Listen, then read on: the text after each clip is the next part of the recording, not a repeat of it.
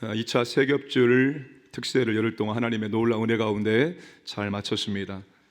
특세가 끝나자 비가 내리고 오늘 기온이 영하 12도까지 내려가고 장내가 4건이나 발생을 했습니다. 하나님께서 10일 동안 특세에 집중할 수 있도록 포근한 날개로 우리를 감싸주시고 또 장내가 일어나지 않게 하였다는 것을 알게 되었습니다. 목욕할름으로 감사 인사를 대신 하겠습니다. 우리는 열흘 동안의 특세를 통해서 성령님이 역사하시면 이런 일이 가능하다는 것을 두 눈으로 확인하게 되었습니다. 성령님이 충만하게 역사하실 때 불가능한 일도 가능케 되었습니다. 성령이 충만하게 역사할 때 모든 성도들이 한 마음과 한 뜻이 되어서 주님의 기도와 주님의 소원을 이루고자 힘을 합칠 수가 있습니다. 성령이 충만하게 역사하실 때 우리는 자발적 헌신과 섬김을 할 수 있습니다. 가장 힘든 일도 자발적으로 기쁨으로 감당할 수가 있습니다. 성령이 충만하면 또 어떤 일이 일어나게 되어질까요? 세 번째, 성령 충만한 교회는 남성들의 영적인 리더십이 세워지게 된다는 것입니다. 32절의 주어는 믿는 무리가입니다. 이 믿는 무리는 여성을 말할까요? 아니면 남성을 말할까요? 아니면 둘 다일까요? 할렐루야 쳐는 데가 둘 다라고 하면 그런 줄 아시면 됩니다. 당연히 남성과 여성 둘 다를 의미합니다. 그런데 좀 더 구체적인 의미를 파악하기 위해서는 헬라어 문법을 들여다 보아야 됩니다. 지구상에 존재하는 언어 가운데서 가장 디테일하게, 가장 자세하게 어떤 사건을 소개할 수 있는 언어가 헬라어입니다. 헬라어 문법은 굉장히 정교하게 되어 있기 때문입니다. 믿는 무리를 헬라어 문법으로 보게 되어지면 이렇게 됩니다. 무리는 중성 단수이고 믿는은 남성 복수입니다. 그러니까 이 말을 믿는 남성들의 무리라고 번역해도 무리가 되지 않을 것 같습니다. 이것을 문맥이 입증해 주고 있기 때문입니다. 4장 4절 말씀을 함께 읽겠습니다. 말씀을 들은 사람 중에 믿는 자가 많으니 남자의 수가 약 5천이나 되었더라. 남자들이 베드로의 설교를 들은 다음에 그 자리에서 회개하고 예수님을 믿게 되었다는 사실입니다. 그 자리에서 예수를 믿게 된 사람들이 남자 5천 명에 이르게 된다는 것입니다. 그 자리에 아이들도 여성들도 있었을 것입니다. 그럼에도 불구하고 남자 5천 명만 기록한 이유가 있습니다. 대표성과 성령님의 강력한 역사를 강조하기 위함입니다. 또한 집과 밭을 팔아서 사도들에게 자발적으로 드리는 것이 남편의 허락 없이 가능할까요? 남편의 허락 없이 엄청난 헌금을 하나님께 드릴 수 있을까요? 1세기 유대 사회는 남성 중심의 가부장적인 사회였습니다. 5장 1절에 보시면 남편 아나니아와 아내 삽비라가 더불어 소유를 팔았다고 말합니다. 남편을 먼저 거론해 주고 있습니다. 남편 허락 없이 소유를 팔아서 사도들에게 바치는 것은 불가능하다는 것입니다. 또한 본문 36절과 37절에서 밭을 팔아서 사도들에게 주었던 헌신의 모델로 한 남성을 제시하면서 이 사건을 마무리해 주고 있다는 것입니다. 문맥 전체가 일관되게 강조해 주는 것은 남성들의 영적 리더십을 강조하고 있다는 사실입니다. 사랑하는 광인의 성도 여러분, 성령 충만한 결과는 남성들이 예수를 믿게 되어지고 믿음이 성장하고 주님의 교회를 섬기는 믿음의 일꾼으로 세워지게 된다는 것입니다. 가정과 교회에서 남성들의 영적인 리더십이 세워지게 되는 것, 그것이 바로 성령의 충만한 역사의 결과로 된다는 것입니다. 대부분 교회들의 공통점이 있습니다. 아내는 믿어도 남편은 믿지 않는 것입니다. 아내는 믿음이 좋아서 열심으로 섬기지만 남편은 주일 예배만 간신히 드리는 경우가 많이 있습니다. 지금 현재 우리 교회의 예배 현황과 사역 현황을 분석을 해 보았습니다. 화면을 보시고 설명을 들으시기 바랍니다. 우리 교회 재적은 1972명입니다. 재적입니다. 남성이 801명이고 여성이 1171명입니다. 18%가 훨씬 더 많습니다. 현장 예배는 1284명이 드리고 있습니다. 남성이 507명, 여성이 777명, 22%가 더 많습니다. 자, 사역은 455명이 하고 있습니다. 남성은 149명, 여성은 306명, 34%가 많습니다. 자, 20대 이상 남자 성도들의 현황입니다. 자, 제적이 801명입니다. 3040이 181명이고 5060이 376명이고 70 이상이 139명입니다. 자, 현장 예배를 507명이 드리고 있습니다. 3040이 89명입니다. 5060이 260명입니다. 70 이상이 94명입니다. 사역은 3040이 11명이고 5060이 92명입니다. 70 이상이 18명입니다. 자, 20대 이상의 여성입니다. 제적이 1171명입니다. 3040이 286명, 5060이 583명, 70 이상이 207명입니다. 자, 이 가운데 777명이 현장 예배를 드리고 있습니다. 3040 167명, 5060 400명입니다. 70 이상이 152명입니다. 사역은 3040이 31명, 5060이 211명, 70 이상이 32명입니다. 자, 3040 작년입니다. 총 제적이 467명입니다. 남성 181명, 여성 286명입니다. 이 중에 현장 예배 256명이 드립니다. 남성이 89명, 여성이 167명입니다. 사역은 42명이 감당하는데 남성 11명, 여성이 31명입니다. 자, 5060 작년입니다. 제적이 959명입니다. 남성 376명, 여성 583명. 이 중에 660명이 현장 예배 드리고 있습니다. 남성이 260명, 여성이 400명입니다. 사역은 303명이 하고 있습니다. 남성 92명, 여성이 211명입니다. 작년 70대 이상입니다. 총 제적이 346명입니다. 남성 139명, 여성 207명. 이 가운데 246명이 현장 예배 드리고 있습니다. 남성이 94명, 여성이 152명. 사역은 50명이 감당하고 있는데 남성이 18명, 여성이 32명 감당하고 있습니다. 여러분, 이 수치가 지금 우리에게 보여주고 있는 것은 제적도 현장도 사역도 전부 여자가 2배 이상 더 많다는 사실입니다. 그리고 현재 우리 교회를 이끌고 가는 주축층이 5060층입니다. 지금 이 5060이 우리 교회를 이끌고 가고 있습니다. 상대적으로 다음 세대인 3040이 굉장히 빈약하다는 것을 오늘 우리는 확인했습니다. 만약에 이러한 상태로 10년 동안 우리 교회가 지속되어지면 어떻게 될지는 우리는 충분히 예상할 수가 있습니다. 그러므로 우리는 3040이 교회에 나와서 예배드리고 헌신할 수 있도록 방법을 간구하고 그들을 도와주어야 한다는 사실입니다. 남성, 여성보다 신앙을 갖기 힘들고 믿음이 자라는 것도 힘들고 교회에서 사역하는 것은 더더욱 힘들고 어렵습니다. 아마도 하나님께서 남성을 그렇게 여성보다 믿기 힘들고 어렵게 창조하신 것 같습니다. 그러나 그런 남성들이 믿음이 제대로 들어가면 정말로 하나님을 위해서 생명까지도 바칠 수 있다는 사실입니다.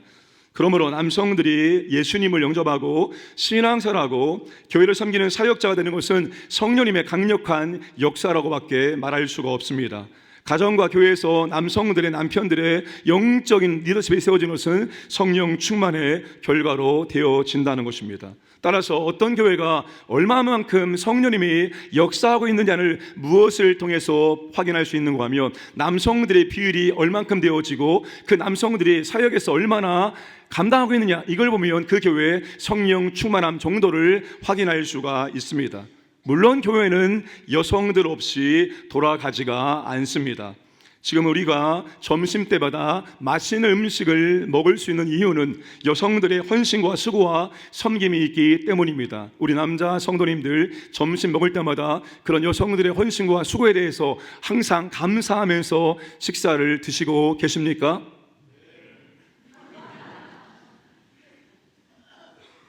여러분, 이 시간을 필요해서 우리를 위해서 맛있는 음식을 제공해 주는 우리 여자 성도의 헌신과 섬김에 대해서 한번 박수로 감사를 표하겠습니다.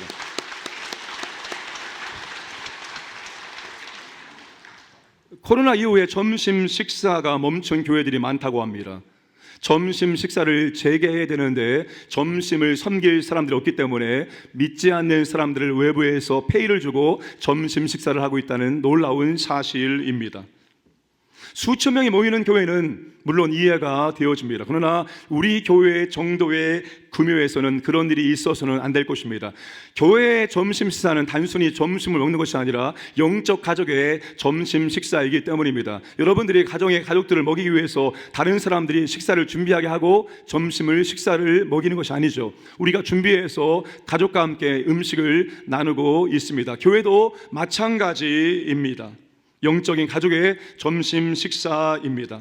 그러므로 우리 남성들은 진심으로 감사하면서 점심 식사를 해 주셔야 됩니다. 그런데 박수로만 끝나서는 안 됩니다. 진심으로 감사하기 위해서는 이제 내년부터 남전도회도 주방에 들어가서 설거지를 돕도록 하겠습니다.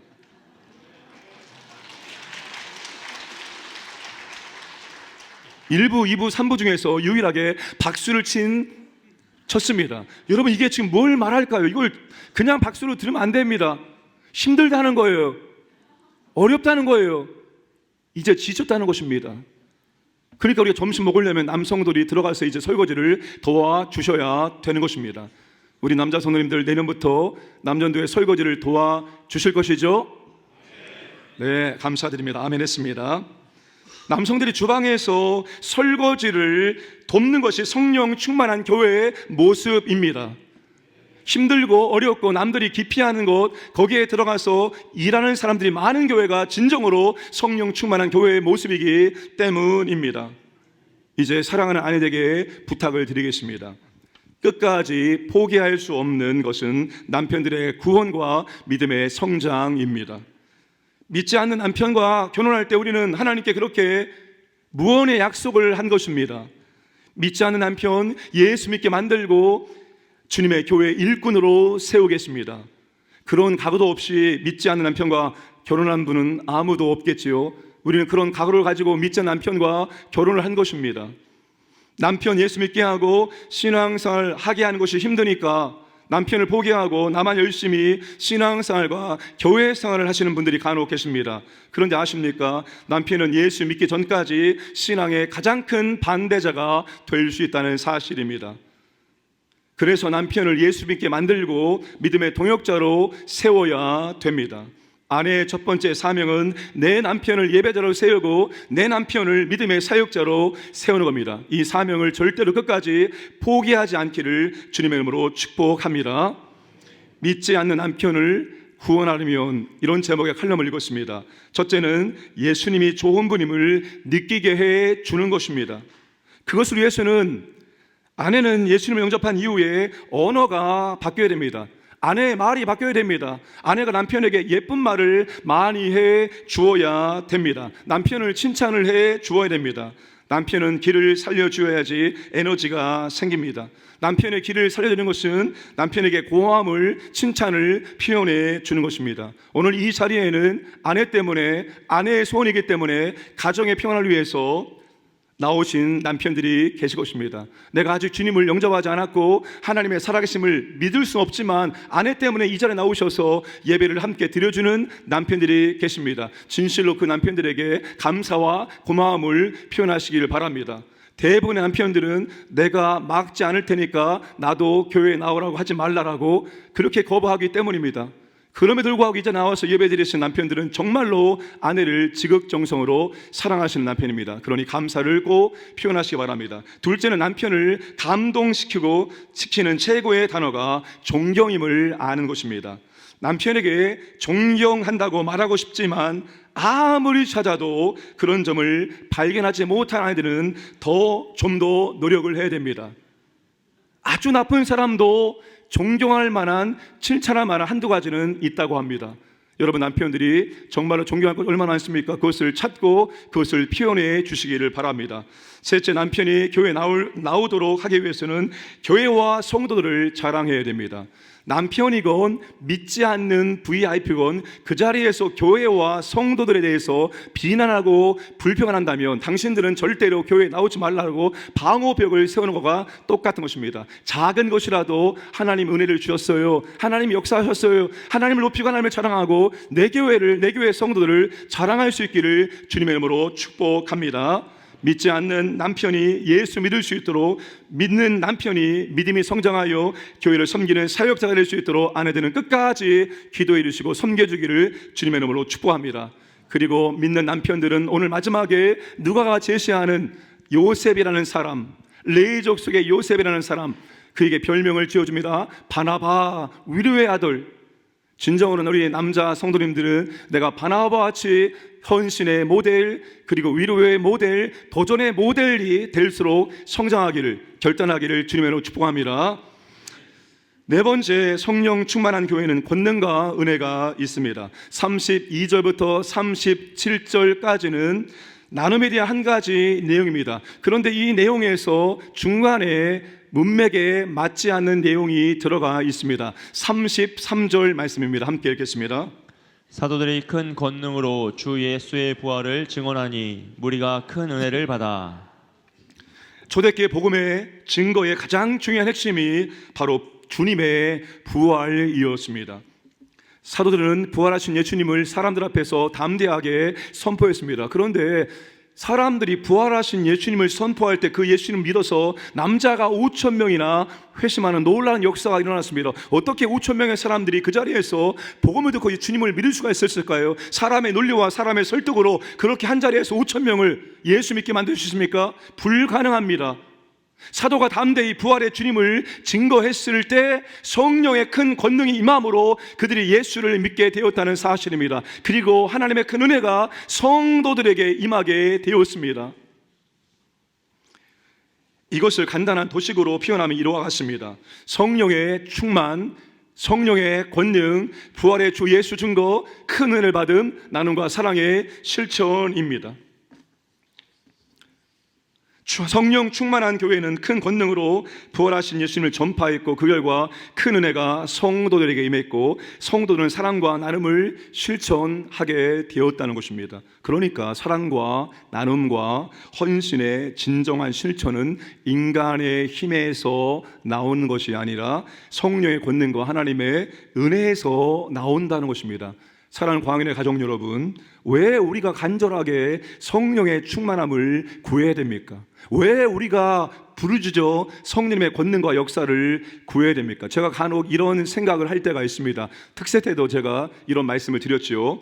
바울은 정과 욕심을 십자가에 못 박았지만 저는 성대를 십자가에 못 박았습니다. 간혹 이런 생각이 듭니다. 내가 담임 목사인데, 그리고 작은 규모의 교회가 아니라 규모 있는 교회의 담임 목사인데 이렇게까지 처절하게 부르짖어 기도해야 할까? 담임 목사 1년 차가 아니라 여주와 포함하면 7년 차인데 이렇게 내가 간절하게 기도해야 될까라는 생각을 가질 때가 있습니다. 그런데 간절히 부르짖어 기도할 수밖에 없는 이유가 있습니다. 성령님의 큰 권능과 하나님의 큰 은혜 때문입니다. 작은 권능이 아니라 큰 권능, 작은 은혜가 아니라 큰 은혜라고 말하고 있습니다. 권능과 은혜가 없으면 교회도 목회도 생명이 나타날 수가 없습니다. 성령님의 큰 권능이 나타나고 하나님의 큰 은혜가 임했기 때문에 예루살렘 교회 성도들이 자발적으로 지금까지 지속적으로 그렇게 집과 밭을 팔아서 가난한 성도를 섬기고 있다는 놀라운 사실입니다.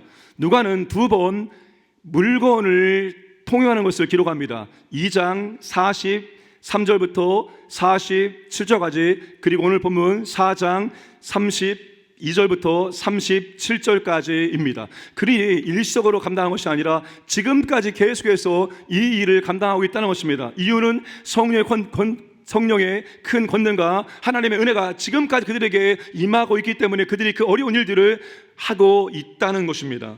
사랑하는 광연 가족 여러분, 교회와 성도는 권능과 은혜 없이는 아무것도 아닙니다. 성령님의 권능이 없이 아무것도 할 수 없습니다. 하나님의 은혜에 임하지 않으면 어떤 것도 할 수가 없습니다. 지금 교회와 우리에게 필요한 것이 도대체 무엇입니까? 지금 교회와 지금 한국교회와 우리에게 무엇이 진짜로 필요한 것입니까? 지금 우리 교회와 우리에게 필요한 것은 바로 성령의 권능과 하나님의 큰 은혜인 줄로 믿으시기를 바랍니다. 이것 없이 우리는 아무것도 할 수 없기 때문입니다. 권능과 은혜 없이 내 의지와 내 능력으로 뭔가를 해보려고 할 때 하다가 안 되니까 짜증이 나고 회의를 느끼고 교회를 떠나고 신앙생활을 포기하게 되는 것입니다. 교회는 성령의 권능과 하나님의 은혜가 있어야 됩니다. 이걸 없이는 아무것도 어떤 것도 할 수 없기 때문입니다. 성령님의 권능과 하나님의 은혜가 없는데 뭔가를 하려고 하니까 다투고 싸우고 상처를 주고받고 시험 들고 그러는 것입니다. 하나님의 은혜가 떨어지면 옛 본성과 습관이 나오게 되어 있습니다. 다시 과거의 습성이 스물스물 우리 가운데 올라오게 되어 있습니다. 그것이 익숙하고 편하기 때문입니다. 은혜 없이 억지로 하려고 하지 마시기 바랍니다. 나도 힘들고 옆 사람도 힘들게 하게 됩니다. 은혜가 떨어진 우리 모두는 고슴도치가 되어집니다. 그래서 자신에게 상처를 입히고 옆에 있는 사람을 찔러 상처를 입히게 되어집니다. 여러분, 은혜가 떨어졌다 생각되시면 모든 것을 멈추시기 바랍니다. 찬양대, 내가 지금 은혜가 떨어졌다 싶으면 찬양대를 멈추시기 바랍니다. 찬양대가 아니라 여러분, 은혜가 떨어진 분만. 여러분, 내가 지금 은혜가 떨어졌다 싶으면 사역을 멈추세요. 하려고 하지 마세요. 멈추고 하나님의 은혜를 구하시기 바랍니다. 하나님의 은혜를 내게 부어주시기 바랍니다. 하나님의 은혜 없이 내 마른 심령으로 이 사역을 감당할 수 없사오니 하나님 제 심령에 하나님의 은혜를 부어주셔서 자발적 기쁨으로 이 사역 감당할 수 있도록 역사하여 주옵소서. 먼저 하나님의 은혜를 구하시고 은혜가 채워짐으로 감당하시기를 바랍니다. 밭과 집을 팔아서 사도에게 준다는 것은 오늘날 말하면 헌금을 드리는 것을 의미합니다. 헌금은 물질이 많으면 드릴 수 있고 물질이 없으면 드리지 못하는 것이 아닙니다. 물론 물질의 유무가 헌금에 영향을 미치게 되어 있습니다. 그러나 절대적인 것은 아닙니다. 헌금은 물질의 유무로 결정되는 것이 아니라 은혜의 유무로 결정되어집니다. 하나님의 은혜를 경험하지 못했거나 하나님의 은혜가 부족하면 헌금 생활을 올바로 하기가 매우 어렵게 되어집니다. 물질을 채우시는 하나님을 신뢰할 수 없기 때문입니다. 세겹절 특세 때 감사 헌금은 자율입니다. 그런데 뒤로 갈수록 감사 헌금이 늘어나는 것을 보았습니다. 마지막 날 감사 헌금 봉투에 기도 제목과 기도 응답의 감사 제목을 써놓은 것을 일일이 읽어드리며 하나님께 올려드리고 싶었습니다. 그런데 제가 생각했던 것보다 많은 헌금이 들어와서 시간 관계상 그렇게 하지는 못했습니다. 헌금은 하나님의 은혜를 받으며 하는 것이지 하라고 해서 의무로 할 수 없습니다. 밭과 집을 팔아서 구제 헌금으로 드리는 것은 은혜 없이 어떻게 감당합니까?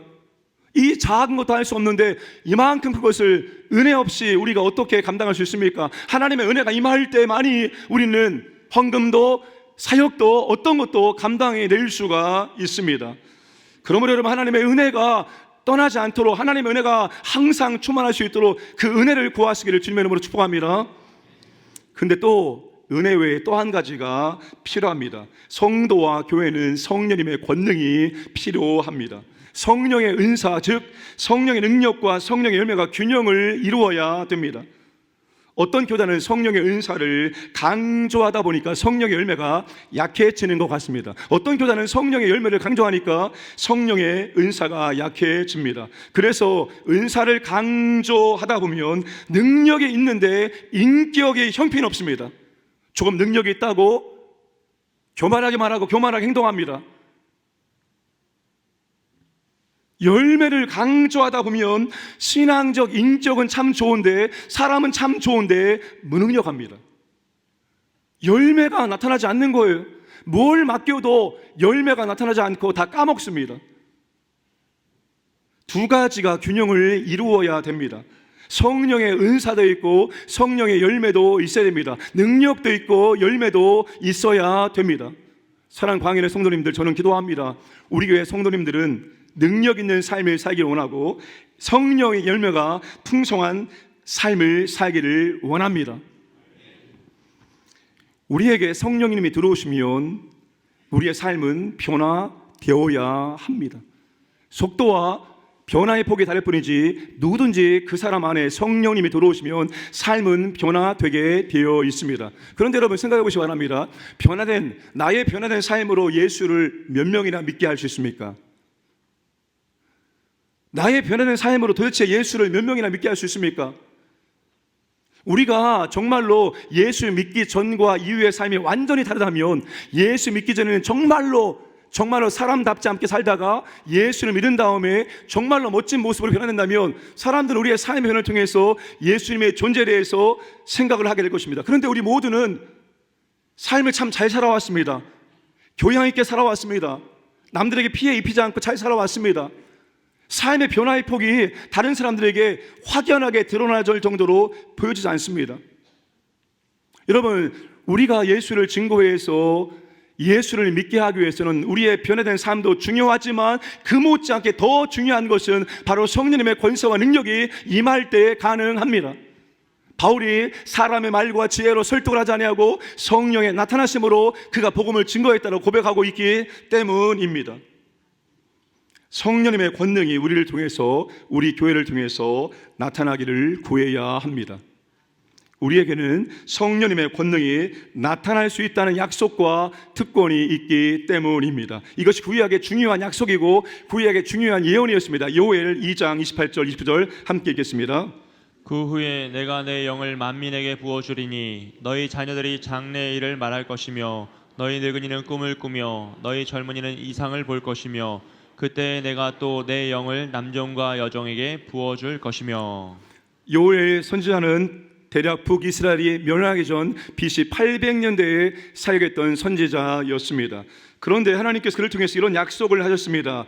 여러분, 구약 선지자를 읽어보시면 그 후에, 그때라는 말이 반복되는 것을 찾을 수가 있습니다. 그런 다음에 그때가 되면 내가 어떻게 하겠다, 전부 나중에 그리스도가 오실 때를 이야기하시는 것입니다. 그때 내가 모든 사람에게 나의 영을 부어주겠다라고 하나님께서 약속을 해 주셨습니다. 구약 시대는 아무나 하나님의 영을 받는 것이 아니었습니다. 다윗처럼 왕이나 그리고 제사장, 선지자나 소수의 사람만 영을 받았습니다. 그리고 죄를 지으며 하나님의 영은 어김없이 떠나게 되었습니다. 그런데 하나님께서 이런 왕이나 예언자나 특수한 사람만 받는 영을 그때가 되면 누구든지 다 쏟아 부어 주시겠다는 것입니다. 그래서 너희 아들과 딸은 예언을 하고 노인들은 꿈을 꾸고 젊은이들은 환상을 볼 것이라고 말씀을 하신 것입니다. 아들과 딸은 남녀가 상관이 없고 늙은이와 젊은이는 나이가 상관이 없고 종들은 신분의 차이가 없다는 것입니다. 누구든지 예수님을 영접하면 하나님께서 성령을 기름 붓듯이 부어주겠다라고 약속을 해 주신 것입니다. 나의 영을 부어주겠다, 이 약속의 의미가 무엇입니까? 예언을 하고 꿈을 꾸고 환상을 보고, 물론 지금 이 시대에는 하나님께서 꿈과 환상을 통해서 말씀을 하지 않습니다. 기록된 성경을 통해서 하나님은 정확하게 말씀을 해주십니다. 성령님 우리 가운데 임하시면 이와 같은 신비한 일들이 우리의 삶 가운데에서도 나타나게 될 수 있다, 그것을 말씀하고 있습니다. 이러한 신비한 역사가 일어나도록 하겠다는 것이 바로 하나님의 약속입니다. 지금 우리가 그런 시대에 살고 있습니다. 그래서 여러분들 가운데서 어쩌면 신유의 은사가 있는데도 쓰지 않아서 모르고 계시는 분이 있을 수도 있습니다. 여러분에게 이러한 은사가 있는데 내가 그런 은사가 있는 줄을 모르고 사용하지 않기 때문에 그러한 능력이 안 나타날 수도 있다는 사실입니다. 우리가 기독교를 신학적으로 도덕적으로 이해해서 이런 영적인 측면이 무시가 되어 있기 때문에 신앙생활이 재미가 없고 신앙생활에 어떤 활력도 없고 힘이 없는 것입니다. 여러분들은 사도행전을 읽으시면서 어떤 마음으로 읽어 내려가십니까? 저는 사도행전을 읽을 때마다 항상 그런 생각이 듭니다. 이 시대의 사람들은 사도든지 아니면 일반 집사이든지 정말 성령님의 능력이 풍성하게 나타났는데 왜 오늘 우리 시대는 이런 능력이 나타나지 않을까, 이런 생각을 어김없이 하게 되어집니다. 다 끝났기 때문에 더 이상 이런 능력은 나타나지 않는다? 그것이 아닙니다. 오늘날도 이런 일들이 일어날 수 있습니다. 그리고 그것이 오늘 우리를 통해서 일어날 수 있습니다. 제가 은사를 강조하는 교회들을 가만히 보면 그 은사를 담임 목사님 혹은 교역자들만 사용하는 경우가 많다는 것을 확인했습니다. 그런데 그렇지 않습니다. 오늘 이 시대는 하나님께서 누구든지 예수 그리스도를 영접하면 하나님의 영이 임하고 그 성령님의 능력이 나타날 수 있는 그런 은혜로운 시대를 하나님께서 열어 놓으신 것입니다. 그러므로 성령의 권능을 권능이 나타나고 성령을 체험할 수 있습니다. 다만 우리에게 필요한 것이 무엇인가 하면 그런 기대가 있어야 됩니다. 기대가. 하나님께서 역사하지 못하는 이유는 우리가 하나님을 기대하지 않기 때문입니다. 하나님의 권세와 능력, 하나님의 놀라운 은혜를 우리가 기대하지 않고 하나님께 구하지 않기 때문에 오늘 이 시대는 하나님의 능력이 턱없이 부족하게 나타나게 있는 것입니다. 사랑하는 여러분, 하나님을 기대하시기를 주님의 이름으로 축복합니다. 하나님께서 나를 이렇게 쓰실 것이다, 나를 통해 쓰는 능력이 나타나실 것이다, 내 안에 성령이 계시면 이런 능력이 나타내 주실 것이다. 여러분, 이런 기대가 있어야 됩니다. 이런 기대가 있을 때 우리는 하나님의 간절한 마음으로 부르짖어 기도할 수가 있습니다. 저는 요즘에 굉장히 행복합니다. 우리 교회 금요 성령기도회가 작년보다 훨씬 더 뜨거워졌기 때문입니다. 아멘 안 하십니까? 안 나오신 분들은 모르는 거예요. 한번 나와보시기 바랍니다. 왜 우리의 기도가 뜨거워질까요? 왜 우리의 기도가 간절해질까요? 하나님을 기대하기 때문입니다. 성령님을 기대하기 때문입니다. 우리가 기도하면 절대로 우리를 무시하지 아니하고 우리의 기도를 들으시고 우리가 구한 것보다 더 좋은 것을 주시는 하나님과 성령님을 기대하면 기대할수록 더 마음이 간절해지고 부르짖어 기도하게 되어 있습니다. 여러분, 그렇지 않습니까? 내가 무엇인가를 사모하면 사모할수록 더 간절해지게 되어 있습니다. 그런데 그것이 별로 필요 없으면 한번 하고 말아버립니다. 별로 필요하지 않기 때문에. 그러나 이게 정말로 필요하고 기대감이 있으면 찾고 두드리고 계속 하나님께 말씀 부르짖어 기도하게 되어 있습니다. 사랑하는 여러분, 하나님을 진심으로 기대하시기를 주님의 축복합니다. 성령의 권능이, 성령의 은혜가 우리를 통해서 나타나기를 기대하시고 간절히 간구하시기를 주님의 이름으로 축복합니다. 말씀을 정리합니다. 신앙생활과 교회생활, 성령 충만이 답입니다. 교회 역시 성령 충만이 답입니다. 성령 충만하지 않고 아무것도 할 수 없고 어떤 것도 할 수 없습니다. 그런데 성령 충만하면 못할 것도 없고 안 될 것도 없습니다. 그분이 역사하시면 한순간에 쉽게 모든 일들이 이루어질 수 있기 때문입니다. 이것을 믿으시고 성령의 충만함을 구하시기 바랍니다. 성령 충만한 교회 하나가 됩니다. 성령 충만한 교회는 자발적인 헌신과 섬김이 있습니다. 성령 충만한 교회는 남성의 영적인 리더십이 세워집니다. 성령 충만한 교회는 성령의 권능과 하나님의 은혜가 나타나게 되어집니다. 우리 모두가 성령 충만한 성도, 성령 충만한 교회가 되기를 간구하시기를 주님의 이름으로 부탁을 드립니다.